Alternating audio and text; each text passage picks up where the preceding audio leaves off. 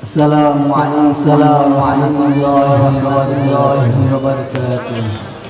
الحمد لله الحمد لله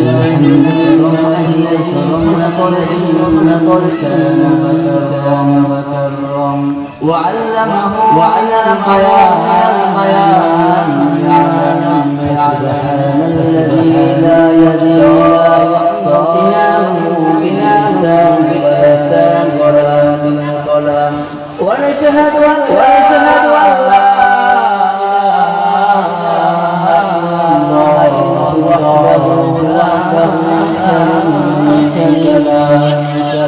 ونشهد أن سيدنا ونبينا محمدا عبده ورسوله. أما فقد قال تبارك وتعالى في كلامه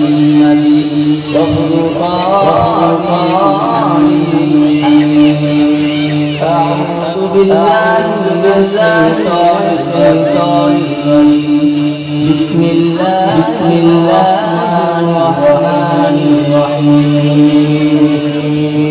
يا أيها الناس اعبدوا ربكم الذي خلقكم لعلكم تهتدون أو كما قال عليه السلام. الحمد لله সমস্ত তারিফ প্রশংসা আল্লাহ রাব্বুল আলামিন আল্লাহ রাব্বুল আলামিন আমাদেরকে বিভিন্ন ফারিক করে বিভিন্ন কাজ বিভিন্ন ফারিক করে আল্লাহ রাব্বুল আলামিন আল্লাহ জান্নাতে আমাদেরকে নিয়ে এসেছেন। সকলের জন্য অন্তরে স্তোত্র করি আলহামদুলিল্লাহ। আল্লাহ রাব্বুল আলামিন ইজ্জত যে আল্লাহ রাব্বুল আলামিন আমাদেরকে অনেক নিয়ামত দান করেছেন। আল্লাহ আমাদেরকে নিয়ামত দান করেছেন, যে নিয়ামতের শেষ করতে পারবো না। আল্লাহ রাব্বুল আলামিন আমাদেরকে কি নিয়ামত দান করেছেন যেমন ভাবে আল্লাহ রাব্বুল আলামিন দান করেছেন যে আল্লাহ রাব্বুল আলামিনের কাছে আমরা চাই নাই যে হে আল্লাহ এটা দুনিয়ার মধ্যে গেলে অবশ্যই আমাদেরকে ভালো করতে হবে। দুনিয়ার মধ্যে তোমার নাজ নিয়ামত দুনিয়ার মধ্যে গেলে অবশ্যই খাওয়ার পরিস্থিতি মুখ দান করেন। এই জন্য বিভিন্ন জয় জিনিস ধরার জন্য আমাদেরকে আপনি আমাদেরকে হাত দান করেন। কিন্তু আল্লাহ রাব্বুল আলামিন কেউ চাই না। তারপর আল্লাহ রাব্বুল আলামিন আমাদেরকে সুন্দরভাবে গঠনকারী করেছেন, সুন্দরভাবে গঠন করে আমাদেরকে দুনিয়ার মধ্যে পাঠিয়ে দিয়েছেন। সুবহানাল্লাহ, কত বড় নিয়ামত দান করেছেন আল্লাহ রাব্বুল আলামিন। যতগুলো নিয়ামত দান করেছেন সব থেকে বড় নিয়ামত হচ্ছে সুস্থ শরীর। হযরত মুসা আলাইহিস সালাম আল্লাহ তাআলার আল্লাহ তাআলার অনেক পয়গম্বর রয়েছে, তার মধ্যে আল্লাহ তাআলা এমন একজন পয়গম্বর পয়গম্বর থেকে বেশি রাগী ছিলেন। হযরত মুসা প্রশ্ন করতেন, বেশি করে আল্লাহ জিজ্ঞাসাবাদ করতেন। একদিন মুসা আলাইহিস সালাম আল্লাহ তাআলার প্রশ্ন করে বসলেন, ও আমার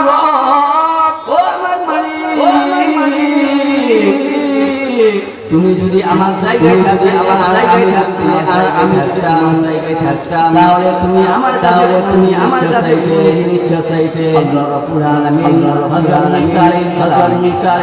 মুসা আলাইহিস সালাম বলতেছে, ও আমার পয়গম্বর, ও আমার মুসা,